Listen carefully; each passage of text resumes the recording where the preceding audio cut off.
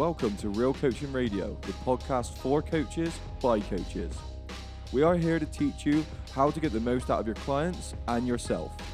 This is where beauty meets the beast, brains meet brawn, and science meets, well, bro science. Welcome to Real Coaching Radio.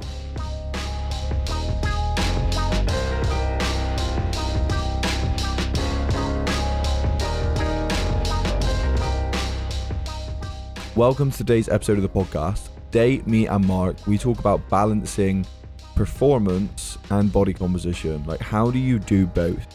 We dive quite deep into energy systems on this episode, purely for my own benefit, really, and you guys will obviously get benefits out of it as well.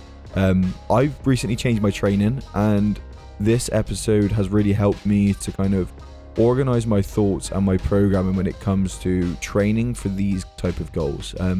It all comes down to picking a priority. So, without any further ado, let's begin the episode.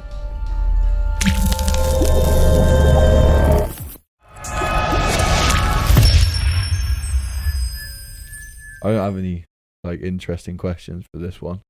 Do you have anything? I was gonna say what was your worst car, but well, I got a good story about my first car. Okay, go on. So I had a Seat Ibiza. That's not actually a pretty alright car. Yeah, the car itself is it's a pretty good car, but I don't know why, but I can't remember. It was coming towards the end of its life, and it got to a point where and if any mechanics listen to this, you may know the answer, but I'm not a mechanic, so I don't know the answer. It got to a point where legit every time I turned right, but the engine cut out. Oh, God, I swear to God. So, if ain't that like Zoolander? You can only turn left. So I basically had to I had to kind of either turn right at places where it was quite quiet. I could just start the engine again, and it'd go, and I'd be back into it, or I'd have to find ways of going left and left and left. So when I came to a roundabout, I was first exit every time, because if I'm going around the roundabout, mate, Swindon would have been a nightmare for you. So many roundabouts. Oh, brilliant. Fuck me, that's sorry about my language, but I don't have any better. Jen, legit. Turn right, engine out. Well, my car at the moment's pretty bad. The last thing the mechanic said to me was, "You need to get rid of this as soon as possible." I was that was a year ago. That was genuinely 6 months ago. It's got it's the front light, one of the front right lights out. The back reversing light's been out since I've had it for 3 years. It's one of the brake lights on the back doesn't work, doesn't go up hills anymore, can't go past 3,000 revs, done 186,000 I reckon miles. we should get it wrapped. Get it wrapped? What, Origin? You don't want to you don't want to associate yourself. It's just remember Pimp My Ride? Mate, Pimp My Ride's elaborate. You would take that. If we took that car on Pimp My Ride, there'd be a hot tub in there. Yeah, literally. Yeah. That'd be great, wouldn't it? Mate, it's so big. So great. That'd be good for recovery. You could train and then just get the wagon. Get in the hot tub. I think everyone needs a shit car at some point in their life. Yeah. I feel like it's That's so much fun. It's just a rite of passage. If you have a dreadful car at some point in your life, I mean, some people don't even ever have a car. Yeah. This is something I've recently found out. Yeah. And the fact that you have a car, first of all, is very, very good, even if it is a dreadful one. But I feel like everyone needs a really bad car because they're just so. I mean, mine, for example, right? I was reversing out of a car park, and the big wheelie bins. Yeah. The big ones where you kind of chuck black bags in there. The industrial ones. Yeah. And it was a white one of that, and I just scraped my whole car up the side of this as I was trying to get out of this tight spot. And I was I hope the bin's alright. Hi guys, I'm Mark from Origin Series. We provide online training programs for people who need guidance and structure to their workouts, either in the gym or at home. Along with online training programs, we also provide online nutritional support for clients who require help with their nutrition to support their health and fitness goals. We have a large team who are able to take care of all of your nutritional needs, regardless of your goal. And you can find us at originseries.com, or you can find us on Instagram at Origin Training.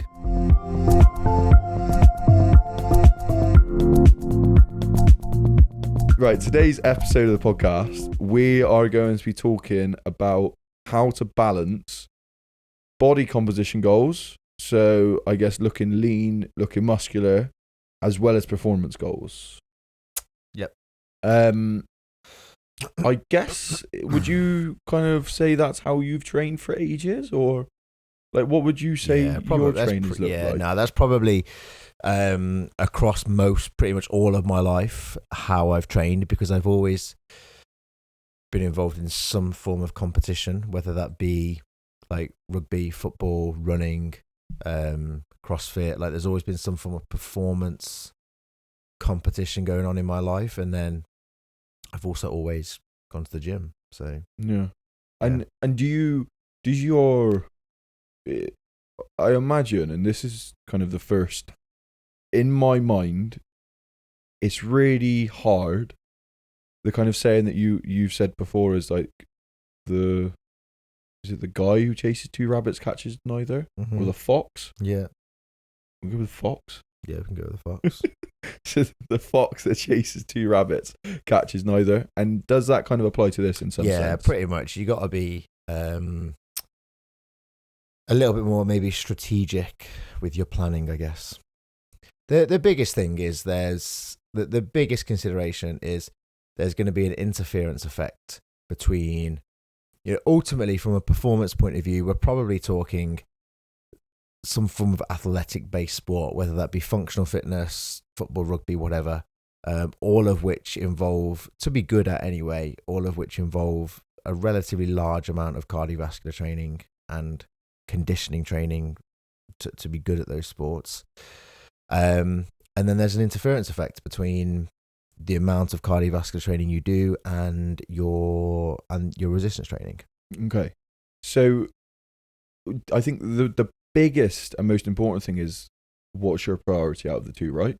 Yeah, absolutely. Like there might be times where you go through a year or a period of years where it's just like, all right, well, body composition is going to be a priority for me. So I'm going to focus purely on improving the way that I look. However, I still want to be able to play the sport or do the thing that it is that I like doing.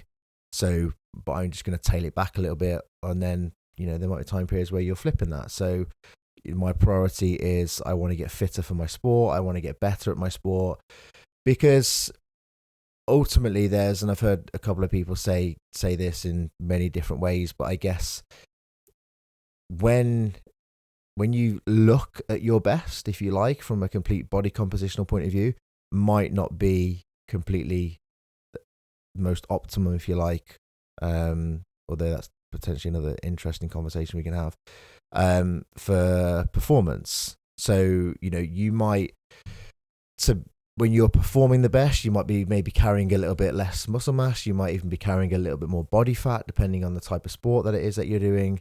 And then you feel like you're able to perform at your highest. And then, flip that. When you feel like you're looking the best, your performance might dip a little bit. So the two might never marry up. Yeah, I think it's really difficult because you see a lot of, the thing is when you look at the thing that's in the public eye, it's people at the elite of their sport, whether that is functional fitness, whether that is rugby or whatever, and like most people go, but they, the kind of the person that's got a nutritionist, no other job to do, that can sleep and recover as much as they want, that can train 2-3 times a day. Yeah. Like the elusive they have everything that I want. Yep. And if they can do it, why can't I do it? And it's really difficult because you have no idea what is going into that. And Mark has just literally listed off all of the things that aid that person maybe looking a certain way as well as performing a certain way. And for us as everyday people who our job is not our sport, or our job is not is to look a certain way, we have to find a way to juggle everything. And that is part of the expectations that you set yourself, is like, there is going to be times, and it can be either year on year, or it could be kind of, I guess, say quarterly, every 3 months, you may have a different focus. And like, I think that would be my approach, would be that throughout a season, when you have a season of kind of rugby or football, there's a dedicated season. Like for functional fitness, is there sometimes seasons? You said, obviously. Yeah, I mean, if you took the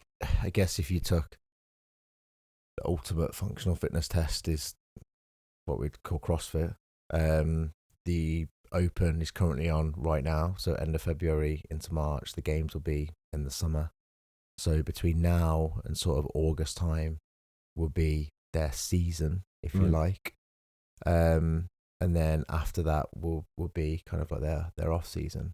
Yeah, and I think maybe if you look at this as a long term thing and just look at this as, okay, so what's going to be most important to me in certain parts of my life, you can then adjust your training around that, and not obviously discounting the fact that, oh, I'm in season now, I'm training this way. There is obviously a pre-season, there's obviously this kind of off-season part that you'll be doing when it comes to your sport or whatever it is performance-wise you're doing, and it's just, you can almost look at your year and split it up, and I guess that would be the way that I'd do it.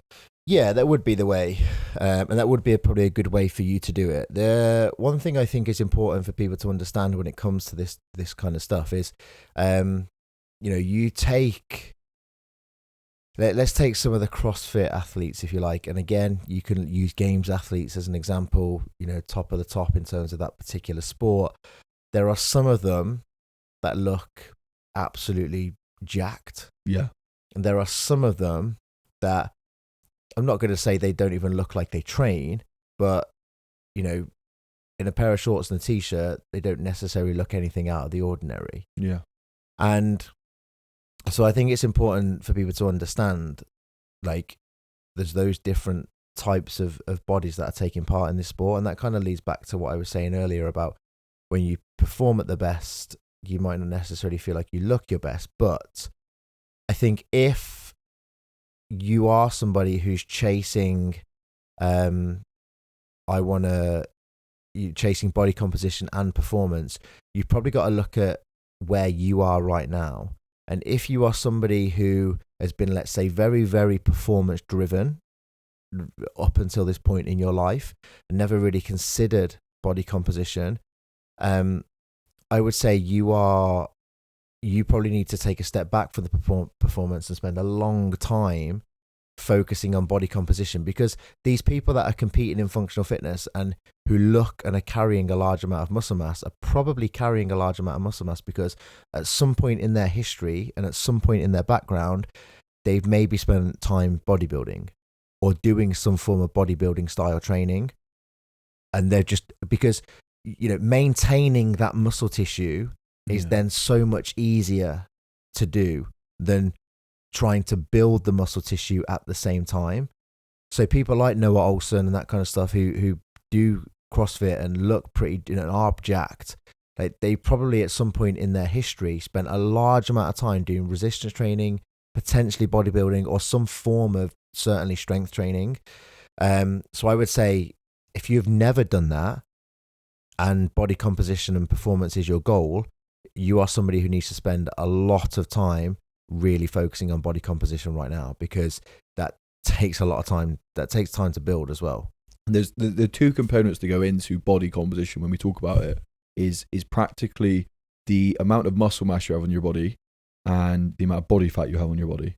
So when I'm trying to improve, quote unquote, my body composition, what I'm trying to do is get leaner. So I'm trying to lose a little bit of body fat and I'm trying to gain some muscle. And depending on where you are, depends on what could benefit your sport. And if, for example, you are carrying a little bit too much body fat, it may even aid your sport to lose a little bit. At the same time, if you're extremely lean, that may affect you in another way. Yeah, absolutely. You know, if you're, I've been to some functional fitness competitions or CrossFit competitions, and you see people there just like they're shredded, like they look like they're ready to stand on a bodybuilding stage, but they don't necessarily perform particularly well because you know they're maybe not as robust as some other people because they're carrying less body fat, they're carrying less fat stores. They don't necessarily, if they're, the reason they're lean is because they're pretty depleted at the moment. You know, they're not carrying the energy that's required for them to be able to perform at a high output. So just because they look the leanest doesn't necessarily mean they're going to come out the strongest and the fittest. All show, no go. Yeah, absolutely. I kind of, and I think there is, it's an interesting thing, like kind of body composition and like the focus on the way we look. And I think for a lot of times when we have clients, we try and convince them or we try and help them focus on performance, because ultimately a lot of times when we're talking general public, getting better at like training and getting better at like performing exercise in the gym, that will ultimately improve their body composition by focusing on performance. Like how but when it comes to actually focusing on a sport or focusing on kind of actually wanting to perform better, there are times where you may have to let your body composition just kind of fall to the wayside when it, or at least come to the back of your mind when it comes to priorities. Yeah, it's probably just not going to be a priority. I mean, ultimately, for you to be good at any sport, unless it's like sumo wrestling or something like that, for you to be good at any sport, it's most likely going to benefit you if you are a bit leaner. But then there are degrees of that. You know, we're not talking 3-4% body fat. We might be talking somewhere between 8 to 12, maybe 15% body fat, which is still pretty lean. Yeah. But it's not, I'm ready to stand on a bodybuilding stage lean, which I think is when you say to people, oh, you're lean, I think that's the picture that they build in their head. Yeah, I think they go to like kind of washboard abs and like this kind of look where you can see the striations of the muscles and stuff like that. And I just think, again, a lot of the times it's being realistic, but if you take myself for example at the moment, is we like, and this is the long-term planning that you have to do, is we go away in June, right? So Spain, yeah. So we go away to June. We go away to Spain in June, and in January. Sorry, even in December when I was planning my year of training, I was looking at June and saying, okay, so I want to be reasonably lean then, which means that I can focus on gaining strength to this point in time. I then took a 4-week kind of break from trying to gain as much muscle and trying to put on weight as possible, and I've just maintained the same weight around 94 to 95 kg. And now I've got an 8-week period, or let's say 12 weeks until we go away. And I've got an 8-week period where over this 8 weeks, I'm going to try and get as strong as possible. So my body composition, the past 4 weeks has been my focus. My body composition over the next 8 weeks will not be my focus. And then the 4 weeks after that, leading into this holiday, it will be my focus. And that's kind of how long-term you have to plan when it comes to this, is you need to look at all of the different things you want to achieve throughout the year. And I say achieve, like looking your best when you go on holiday, that can be something you want to achieve. Performing your best when it comes to a sport is something you want to achieve. Like for me, for example, I'm trying to get as strong as possible because I want to test my 1 rep maxes at the end of this like 8-9 week period. So that is my goal, and that's one of the things I want to achieve this year.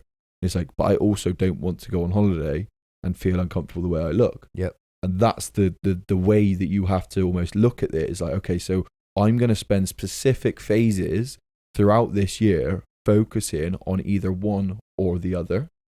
Yeah, I mean, that would be that's a pretty decent way to look at it, because you can then, if you're dedicating time on just one thing, you can kind of saturate that system. Yeah. However, I guess, there are people who want to try and, let's say, look and stay fairly lean all year round. Yeah. Performance is always high all year round. Body composition is always pretty good all year round. Which is potentially where a lot of people want to sit, I think. So for that case, would you look at the different aspects that go into their performance? And it's a similar thing in the sense of, right, for the next however long, like 4 to 8 week period, we're going to be focusing on improving your aerobic system. The next 4 to 8 weeks, or would you literally say over this year, like at the same time, we're going to be trying to do multiple things? Like, how would you kind of? Well, I think, there's no right or wrong. Both of those are good, viable options. You might take somebody who, let's say, has done a functional fitness competition and you've highlighted that max strength is a bit of a weakness. So then you say, right, we're going to spend the next 2 to 3 months working on building and increasing that max strength. So in order for that to happen, we're probably going to pull back on the conditioning side a little bit because, again, there's that big interference effect. So I think, so you can look at, that's similar to one example that you just chose. Or again, somebody might have done a competition, realized, well, you're strong, but your engine really let you down. So we need to get you fitter. But in order for us to really saturate that system, we need to pull back somewhere else.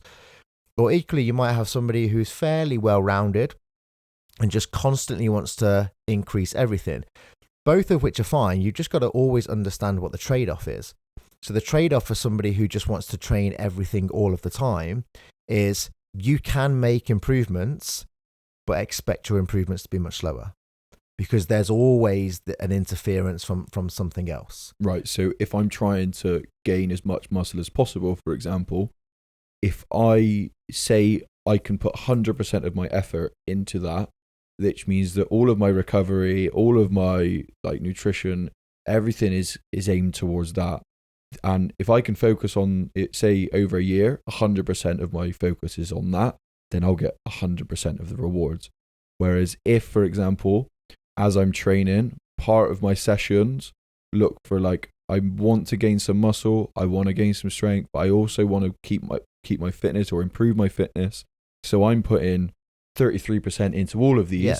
It means that I'm still going to improve, but I'm just not going to improve my muscle mass, for example, as quick as if I just focused on training for hypertrophy. Yeah, exactly. Right. If you're just training for hypertrophy, you can completely saturate that system, and you're going to reap the benefits of that. Whereas you drip feed in to 3 or 4 different things. Yep. Yes, you can still make progress in all of those things, but that progress is going to be slower. Okay. As long as you understand that and are happy with that, then the decision's kind of yours.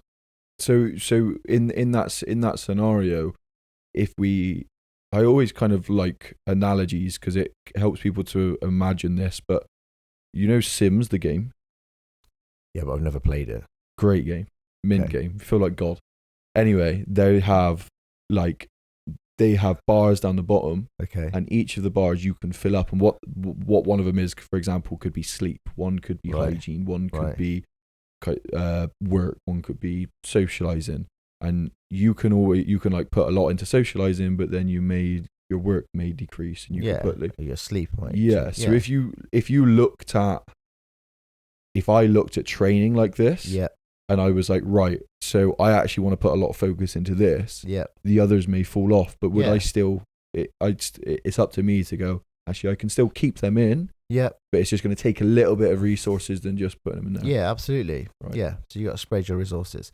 And I think one of the biggest considerations if people need to think about if that's the type of training they're going to be doing in terms of trying to increase everything all of the time is looking at the 2 biggest interferences and then trying to manage those as best they can. And the 2 biggest interferences are going to be your pure strength training and then your, let's say, aerobic conditioning type training, especially if it's running based. Why would they interfere? Just because ultimately you're trying to work on opposing things. Yep. And both of them are quite demanding on the systems. Okay. So in order for you to recover from both of those and be able to do them well, then, your recovery needs to be pretty good. So in the sense of, is one's more pro, like, how are they complete opposites? Well, because max strength, we're trying to build as much strength as possible. Yep. So muscle fiber types, energy systems, neural adaptations. Yep. And then the other one is completely different energy system, aerobic system. Yeah. Like lots more volume in terms of like lower intensity. Again, different neural demands. Yeah. And so your body is trying to almost fight, if you like, to adapt to these two things that are on the opposite ends of the spectrum. Yeah. I just find it where bro science meets science. Would you say one is like, so strength training, would you quote unquote call that anabolic, and would you quote unquote call like running and aerobic stuff like catabolic? Yeah, I guess you so could. If building you and taking down science, yeah. But like, how would you translate that into actual science? Like me, for example, going, if I'm gonna spend time strength training, I'm trying to build myself. Yeah. If I'm doing endurance work, is that more tearing down, or is it not? Yeah, because I mean, like, ultimately, for you to be good, and there's no, it's no secret that people who are really good at endurance sports hold less muscle mass. Because it's beneficial? Yeah, absolutely. Sport? Because if you think, like, if you've got loads of muscle mass, you've got more tissue that you need to oxygenate.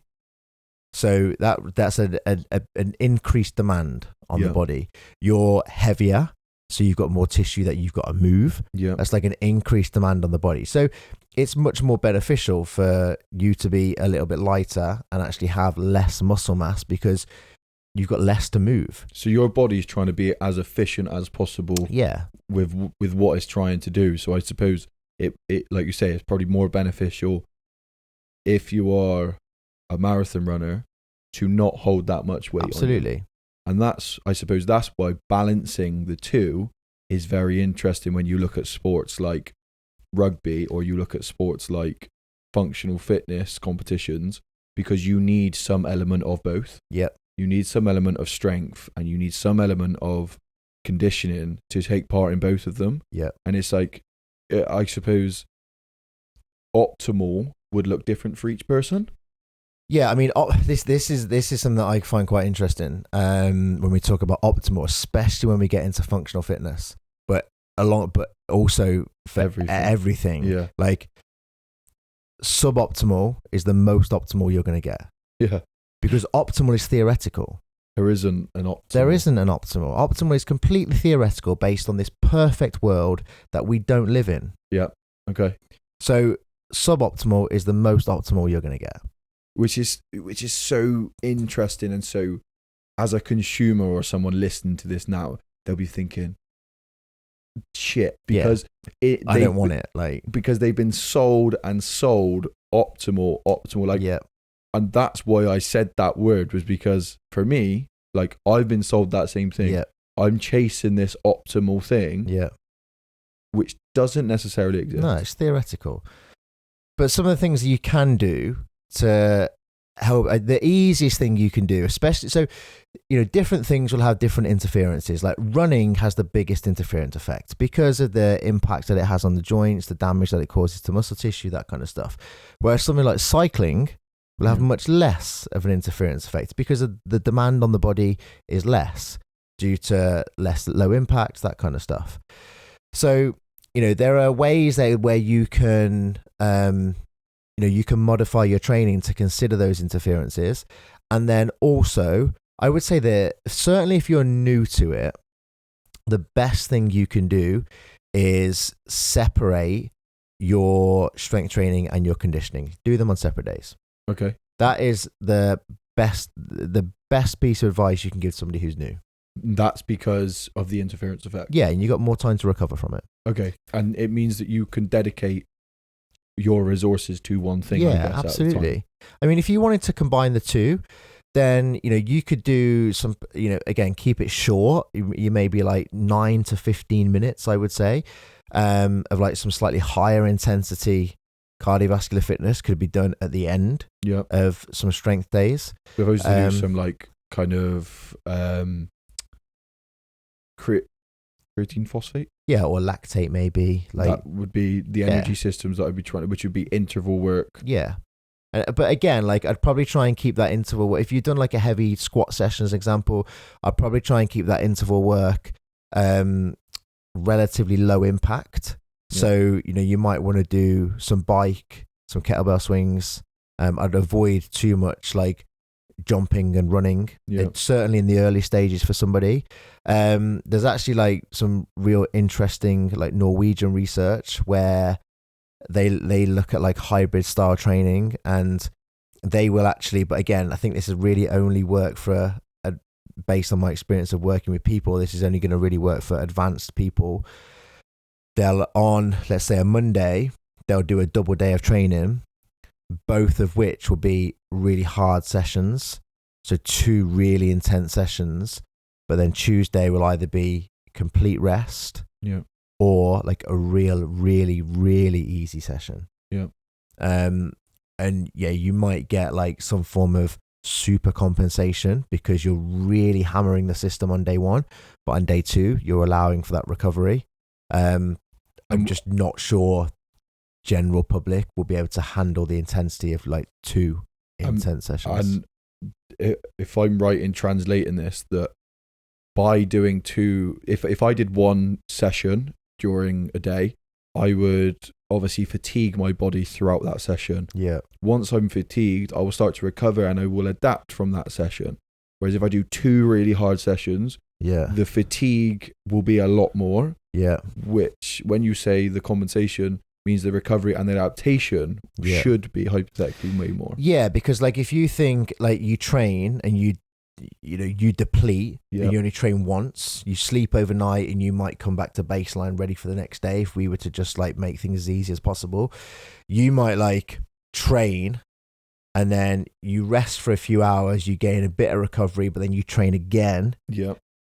But then in theory, like if you take the next day of complete rest, you've got a full day to come out of that. So yeah, you're doubling up the fatigue, but with the theory of on the next day either being complete rest or, like I said, like real easy training,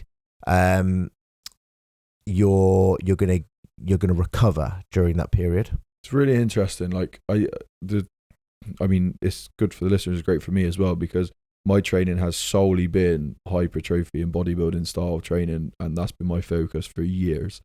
And I'm changing my focus as I start to transition back into playing rugby, and I just want to make sure that when I do play, I want to look my best, but I also want to perform reasonably well. And I think it's really interesting what you said about splitting the cardiovascular kind of work, because it makes a lot of sense when you say it. It gives you a complete focus on one or the other. And also when you say about like the low impact stuff. So when it comes to jumping and plyometric type work, when it comes to that within your session, because I think that's the thing that I always wonder is when putting jumping and stuff like that in a conditioning piece, it's like, would you still class that as plyometrics, or would you just class that as that you're using some kind of jumping and stuff in a conditioning piece, which, yes, if you did them on their own, they could be plyometrics, but putting them in that's just for your heart rate, for the energy systems?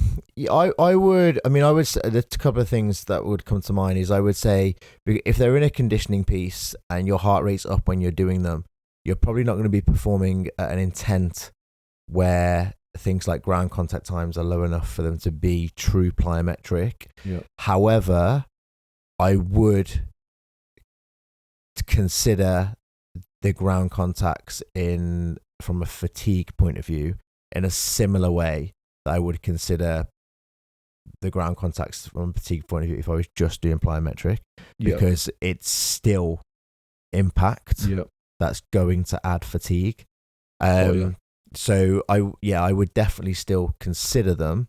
And, for some people, if they're not very good at plyometric based training, they're not very springy, they're not very athletic, if you like, just doing stuff like that in a conditioning session is probably going to give them some sort of benefit to becoming more athletic. They probably are going to get some benefit from it. Yeah, and it's just very interesting for me how you, like, I love being a beginner in something because it really like starts to like open up new doors. There's more wheels, but new doors into like my brain, because so when it comes to obviously you doing your session, if you were to put quote solely plyometric work in there, am I right in saying you should put them at the end of the warm up before your session? Yeah, I would put them in before I did any sort of like high level strength work. Yeah. One, just because if you've done your strength work, first of all, you're going to be pretty fatigued to be able to do them. And two, they're probably going to have some good carryover into your strength work anyway. Yeah, cool. So when it comes to performance and body composition, like, it depends obviously on your sport or the type of performance you're trying to get. But how would you say, kind of, if that is your way of doing it, splitting the amount of time per session you spend on each thing would be the best thing? So like, if I was to come in one day, I'm going to go from my warm up, I'm going to do maybe either some box jumps or some just even like squat jumps, for example, and then went in and did my like my traditional strength training session, and then maybe the next day, for example, I could do conditioning session. Yep. And if, for example, my focus during this time is to get a little bit fitter, I would do more of my time would be spent focused on conditioning work. Yeah, I would say so. Or even down to things like, and I've done this in the past. If you're somebody, let's take someone like yourself, where at the moment, if we were to take the two components of just strength and fitness, if you like, currently your strength is your strength. Yes. Yeah. If you wanted to, like, let's say I'm going to train both components on one day, or you're maybe going to do 2 sessions, let's say, you might, so again, it just comes down to priorities. You say, right, well, I want to get fitter, I want to focus my energy and my time on fitness. What I could do is I could come in, do like a 20-minute conditioning piece, and then do my back squats. Now, you're going to look at that and go, well, I'm not going to be able to squat as much as I probably would have been able to do if I just squatted first. Yep. So my squat performance is going to decrease. But at the moment, your squatting is your strength. So you can afford to have a slight decrease in your squat performance. Yep. Because your priority is gaining some fitness. Yep. And you're going to do the fitness first. Yep. Where you've got all this energy, all the, your systems aren't depleted. Similarly, you could do, if you were to train twice, you might say, right, my morning session where I've got all my energy, like I've slept well and well recovered, is going to be my fitness session. Yep. And then later on in the day, I'm a little bit more fatigued, and I'm going to do my strength work then, knowing that I'm going to sacrifice a little bit of strength, but at the moment that's okay because strength is my strength. And then also the following day, you might say, well, I'll just do like a nice easy like upper body session or something, or recovery based cardio, whatever you want to do. Hi guys, my name's Charlie from Hack the Body, Hack the Mind. I have a collection of programs called Buildings, and these are designed to help you build strength and muscle. I'll have 3 foundational ones. One of them is a glute program, one of them is strength and muscle, and one of them is a foundational program for beginners. Now these are all focused around strength training, resistance training. Just for being one of the podcast listeners, I have given you a 20% discount off of these 12-week programs. So if you type in RCR20 at the checkout, that will give you 20% off any of the buildings and any of the programs that I have available to buy. This is really interesting. So because if someone has something they're better at, so when it comes to, and taking that example, like it could be the other way around where your fitness is really good, but you're not necessarily as strong. Or it could be the fact that you're reasonably strong, you're reasonably fit, but your technique's not very good. Like if I'm trying to maintain some level of fitness or some level of strength and focusing on, say, my technique on if it's an Olympic lift or if it's just like some kind of sprinting drills or just kind of practicing my sport, for example, is there a certain level or a certain amount of work I'd have to do to be able to maintain what I currently did? So if it was squatting, for example, and like I could squat 5 sets of 5 at say 140 kg, and that's like my kind of peak performance at the moment. If I pull it back and my focus is now on some kind of technique work and I just want to maintain some level of strength, would I then go, okay, so I only need to do 3 sets of 5, or I need to pull the weight down? Like how would... Yeah, I mean, so you could do either, really. You know, you could pull the weight down, or you could remove some sets and reps. My initial thoughts would probably be to keep the weight high. Yeah. So let's say you can do 5 sets of 5. You might just do 5 sets of 2. Okay. Just because that, you know, it just gives you exposure to that high weight still. Yeah. And then especially if you're going to be doing a little bit more conditioning style stuff, because if you're doing more conditioning style stuff, there's a consideration around your lactate system is probably going to increase. Okay. Your efficiency of your lactate system is probably going to increase. So then if you can keep strength high in your legs by just exposure to that heavy weight, you might find that by the time you start hitting 5, 6s, 7s, 8s, you're potentially even stronger, because if you're doing like assault bike sprints or jumping based activities, that's going to have an improvement on your leg power, your leg strength. Yeah. And it's going to have a carryover certainly to those sort of like mid rep range back squats. It's really interesting. I reckon it's so, especially when it's something I've never really exposed myself to in this style of training. For someone who is getting ready, obviously, for whatever, most of the sports we've said, if there's football, rugby, functional fitness, maintaining that level of performance kind of all year round, would you get them to focus on different types of energy system work?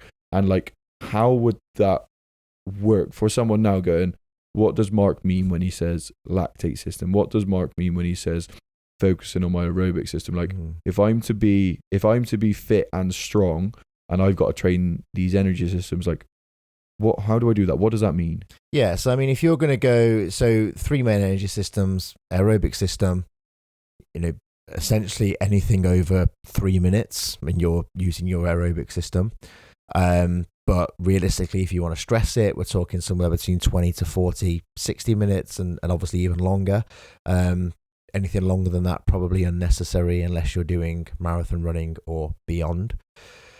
And then lactate system, generally for most people, you can hit a ballpark of some interval style training of anything between 30 seconds and 2 minutes, maybe, potentially 3, depending on who you're working with. And then creatine phosphate system, like 10 to 12 seconds.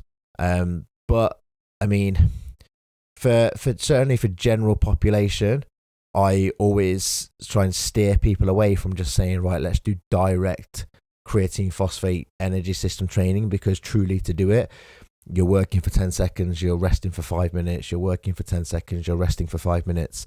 One of the barriers for people for training is time. So if I said, oh, come and do a half-hour session, and in that time period you'll do 30 seconds of work, they'll be like, no thanks. Yeah. So there's other ways you can stress that system, whether that be through, you might drip in some sprints, you might drip in some jumps, that kind of stuff. So anything that's real explosive type movements, you're going to start to tap into that system anyway. For most of the general population, that's probably going to be enough, unless they're like a specific sprinter, but then they'll understand that anyway. So then across the week, you want to be challenging yourself between, anything between 30 seconds worth of work all the way up to, maybe 20 minutes worth of work. So your aerobic work might be done on a separate day. And that might simply be just going to go for a run for half an hour, going to go for a run for 40 minutes. And then the other work is most likely going to be some form of interval, every minute on the minute style and rap style training. That's going to vary between, I don't know, you might go 30 seconds on, 90 seconds off. You might go minute on, minute off. You might do 2 minutes on, 1 minute off. And anything else within that. I'd say the easiest way to help people understand it is if your working time is low and your recovery time is high, so let's say 30 seconds on, 90 seconds off, like only working for 30, resting for 90, go hard and earn that recovery. If you flipped that and you're doing, let's say 2 minutes on, 1 minute off, you're working for 2 minutes, you're resting for 1 minute, you've got less rest time, but more work time, like your intensity is going to have to come down a little bit because you've only got a minute to recover to go again. So allow that to dictate sort of how hard you're going to go. Because what you see a lot of is, people do 30 on, 90 off, or people might do 90 on, 30 off. So complete flip of the work, but people do everything at the same pace. Yeah. Whereas realistically, you need to be going harder on the 30 on, 90 off. Okay. And so earlier on, you mentioned that we have to go through all different energy systems to be able to reach our aerobic system. So starts with creatine, phosphate, and then it goes through to lactate and then into our aerobic system. So if someone turned around and said, well, how come if I'm doing lactate, surely that's training my CP system as well? And you can correct me because I'm trying to get this cemented in my brain. Am I right in saying the reason it's not training that is because you're not giving that system long enough time to recover in between to actually replenish and to use that system again? So, for example, after the first interval, that system would have been used? Yeah, I mean, so it depends how long you're working for. The thing with the energy systems is at any given point, all three of them are there, all three of them are running. Okay. One is just more dominant than the other. Right, but they're all three, like, they're all there. Like, two are just in the background, one is just like doing the work, if you like. Yeah. The what's going to determine which energy system you're using is going to be those two things. One, how long you're working for. Well, the three things really. One, how long you're working for. Two, how hard you're working. And three, how long you're recovering for. I could say you're going to do, let's say, Tabata, so 20 on, 10 off. First interval, if you went wild for 20 seconds, as soon as you hit that first interval, going into the second interval, you're straight into your lactate system because you've only had 10 seconds rest. Yeah. And I might say, right, I know, so Tabata is truly 8 rounds. But let's say we just stuck with that 20 on, 10 off. And I said, we're just going to do 3 rounds. You're likely to stay in the lactate system. Yeah. If I said to you, we're going to do 20 rounds, you are 100% aerobic. Okay. Because you cannot match that intensity. Cool. So you are, to some extent, training some part of each of them throughout it. Just one is more dominant and you're actively trying to train one of these systems. You're actively trying. Most of the time I would say, like, in order to, again, if you actively try and train one, you're going to at least get some saturation from the system. But like, I would say from what I've seen when most people say they're doing HIIT style training is they're just always doing hard aerobic training. Yeah. 100%. Because they're doing a HIIT class that lasts 40 minutes. Well, it's 40 minutes, definitely aerobic. Yeah. And they're doing like 30 on, 30 off. Yeah. There's no way you're maintaining enough intensity for 30 on, 30 off for 40 minutes for it to truly be high intensity. That's just hard aerobic training. Yeah. And that's where a lot of people fall down. And we spoke about it within the Zone 2 podcast that we spoke about. Yeah. Is that people are neither going high intensity nor low intensity recovery type sessions. They're just always somewhere in the middle. Yeah, they're just middling in the middle somewhere. And it's like to truly understand it, like you've got to sort of understand the energy systems, understand the intent of the session. So, when it requires, if you were to truly do a hit session, you are doing like 10 to 20 seconds worth of work and then probably needing 3 minutes recovery. Yeah. But again, most people if I said to you, like every 3 minutes, you're going to do a 20-second assault bike sprint. Yeah. And the feedback that you give me is, oh, well, I was ready to go again after 30 seconds. One, there's a couple of things going on. Maybe physiologically, your system's just not very well. You can't tap into those high-end systems because you've just never done it before.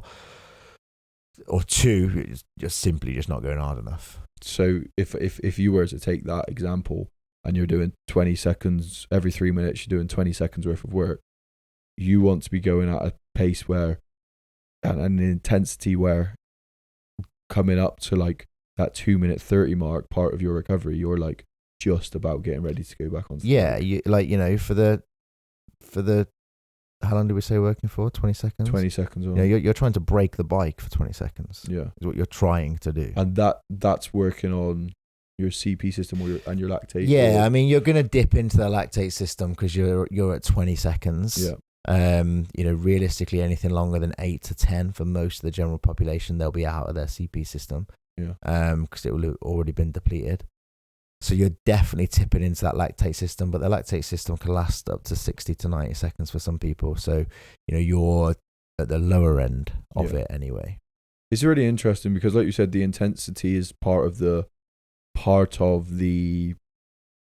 importance of training that system and using that system within your sport in kind of setting. Because if you are taking rugby, for example, like it's an 80-minute game and you're playing for 40 minutes almost, I mean, stopping and starting, but you'll be using your aerobic system for the majority of that. And at times you're going to be dipping into your lactate when you've got a sprint, when you've got to do these things. Absolutely. And that's how they are all there, and one's just in the driver's seat while it's needing to be used. And then as soon as, it's my job, the other one comes into play. Exactly that. Rugby is an 80-minute game, so you need a relatively good aerobic system because you need to keep moving for 80 minutes. Yeah. There's time periods where you might have to just do like 1 5-meter sprint. Yeah. And then your creatine phosphate system is going to kick in. Yeah. But then there's going to be time periods where you do that 5-meter sprint, you have to get up again and do another sprint, get up again, do another sprint. And by this time, you've accumulated 20 to 30 meters worth of sprinting whilst going to the floor, standing up and starting to go again. So then you're going to start to feel that in your legs in terms of it's going to start to burn and those like lactate kind of feelings, if you like. So then, your lactate system's starting to be the driver.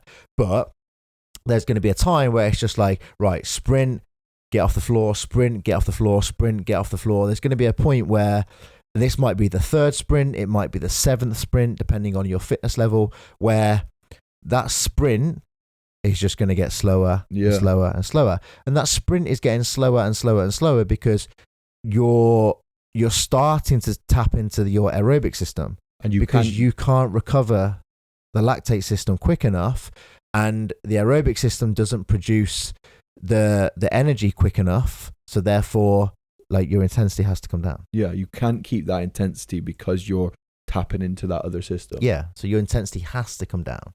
It's really so as you start to make a picture for yourself of training for your required like sport or your required like performance wise, like energy systems to me are so, that right there has just covered everything. Yeah. Energy systems wise, which makes when you are training for your sport, you're not actually just like, okay, like you say, just doing hard aerobic work. Like you can actually split this down into, I'm actually going to work on training systems, because I think like when it comes to training for a lot of people, I think like quote unquote weight training can seem reasonably easy on the intent side of it for people. When you say to someone, right, we are doing 5 sets of 3 reps, they know, okay, like this is going to be heavy, like I'm working on my max strength here. But when you say to people, right, we're going to do like 8 to 10 reps, for them they go, okay, so like I'm going to work in, like the intensity is going to be a little bit lower. I'm not going to be having to go as heavy. Like they really understand that. Yeah. But energy systems, like they don't get that. But it's still the same. Exactly. You're still using energy systems to move. Right. So okay. So your energy systems, you the best way to train them is through conditioning type pieces. Well, it's specific to what you're trying to achieve, really. But if you're truly trying to train the energy system, then conditioning type components are probably going to be the best way to do it. Having said that, the job of the energy system is to regenerate ATP. Yeah.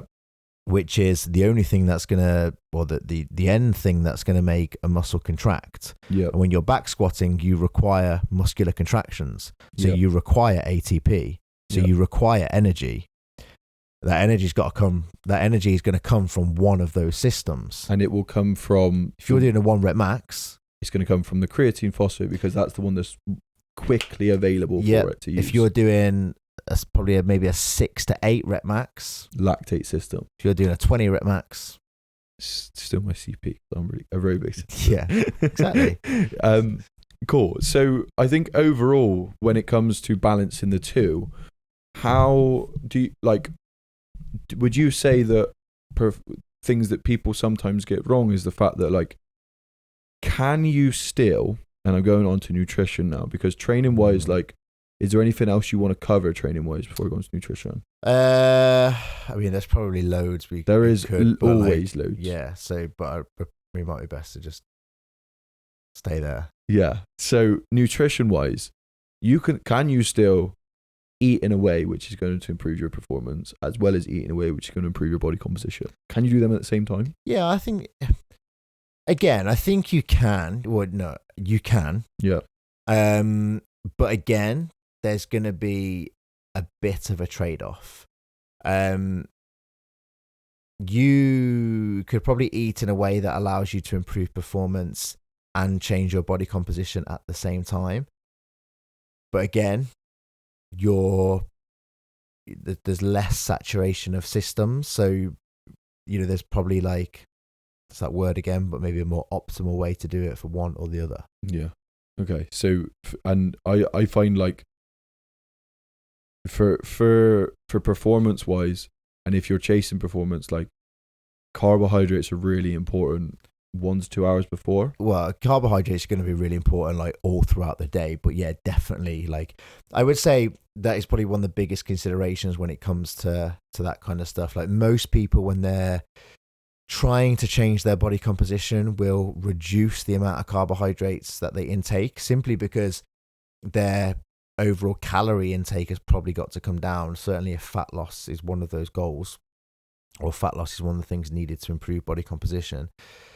So therefore, you've got to be strategic with where you put your carbohydrates. Yeah. And therefore, the bulk of the carbohydrates are probably going to want to come in and around training. Certainly pre-training to give you some energy, but also post-training to help you start to recover and replenish.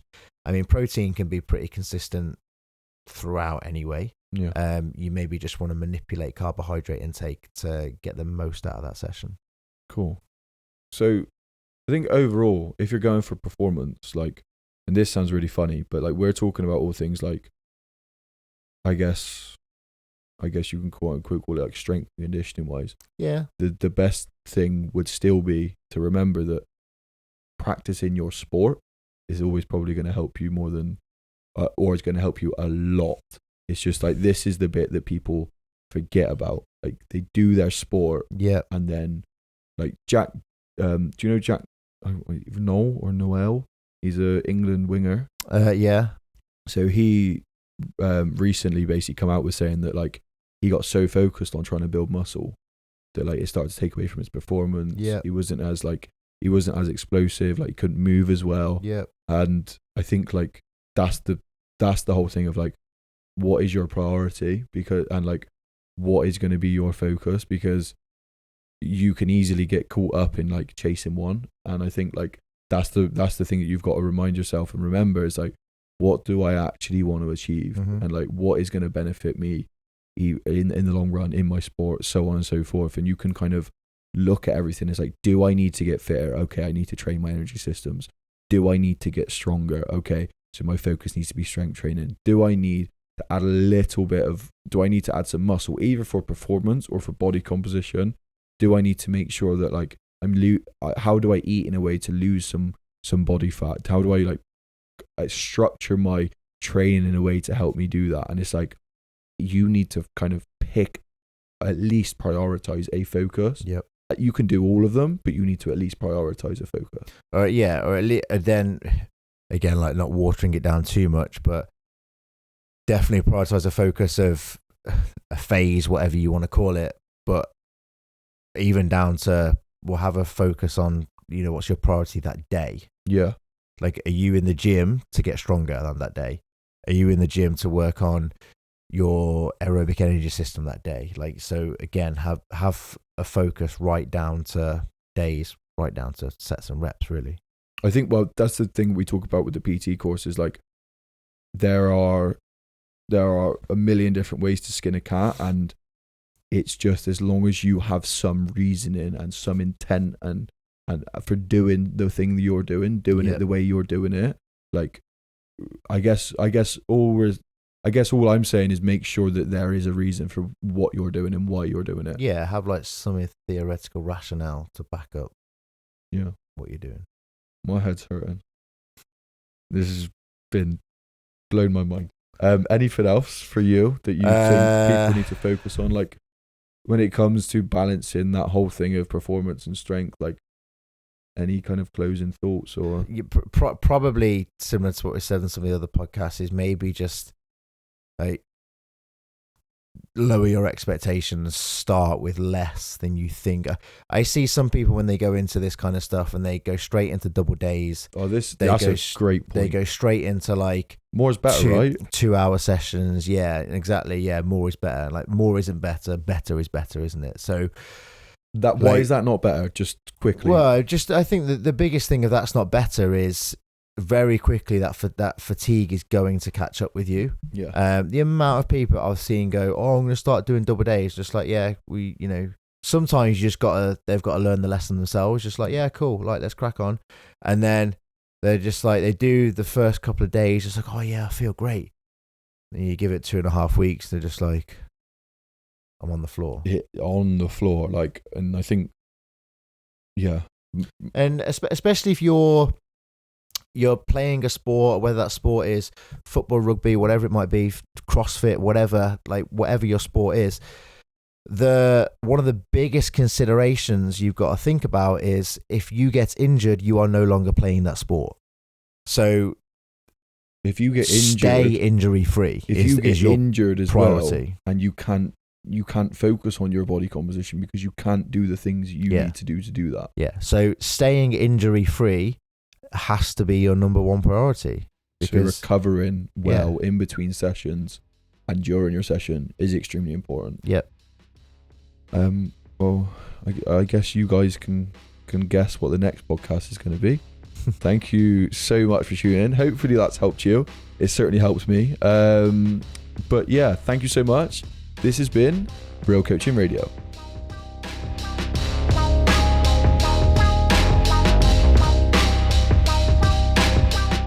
Well. That was... Well, my brain is hurting. I really did enjoy that episode. It's actually one that I'm probably going to listen back to myself. The funny thing is about this kind of training stuff, and I think I forget this sometimes, and I think we all kind of forget this sometimes, is we can always learn more. We get caught in the trap, not necessarily a trap, but I suppose it is a trap. We get caught in the comfort of what we're currently doing and what we like to do and what we are enjoying. And I think we sometimes struggle to push ourselves out of our comfort zones a lot of the time. Me with my training, for example, it's not that I wanted to push myself out of my comfort zone and try this. It's that genuinely my goals have changed. Like, my goals have always been to get bigger, to get stronger. And I've been doing that, and I've really enjoyed it, and I've learned a lot throughout that process. And I still have more to learn that way. It's just that we always say when it comes to training, you have to do something you enjoy. And for me, rugby is something I've always enjoyed, and I've been putting it off purely for a couple of reasons. We had COVID, obviously, which took the season out for a couple of seasons, 2 years off of rugby in general. And then kind of this new adventure business-wise, but then also time-wise, I didn't have enough of it. And I think that's the biggest thing, is that I'm doing it because I want to do it and because I enjoy it. But that also means I also want to get the most bang for my buck and actually perform really well. So that's why partly this idea came around, was juggling the two can be really difficult for a lot of people, and it's certainly something that I've never had to do before, or at least I've never had to do it or wanted to do it in a way which is going to benefit me both kind of performance wise and how I look. I've always been focused on building muscle and building strength. Now I get to actually play around with my training and find a way to prioritize both, which is really, really quite fun. I've released a program called FMP for all you guys out there who do have a similar goal. Maybe you play football or rugby, want to focus on how you look, and I think that's my priority. That's my goal, is still how I look in the sense of my body composition and building muscle and building strength.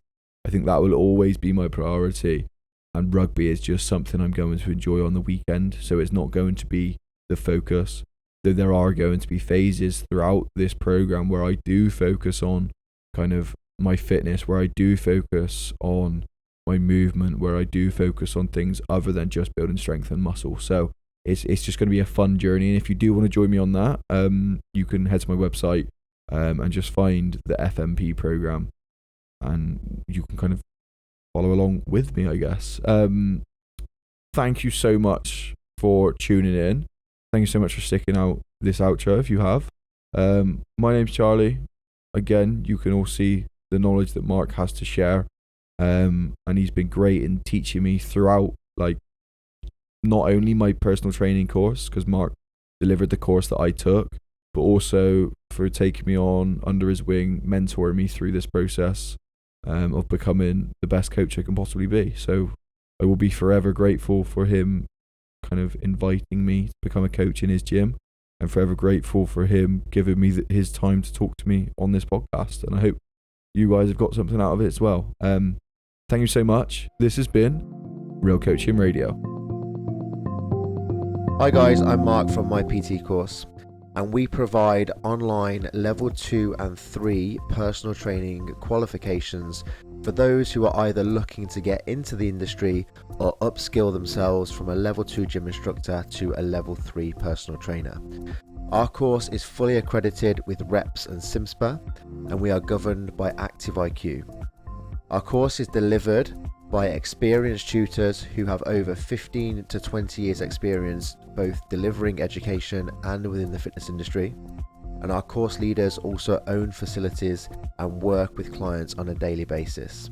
So not only are we able to provide you with the qualification required to get going as a personal trainer in the fitness industry, we're also able to provide you with the knowledge and the guidance and the experience that we have from working in the industry for such a long time.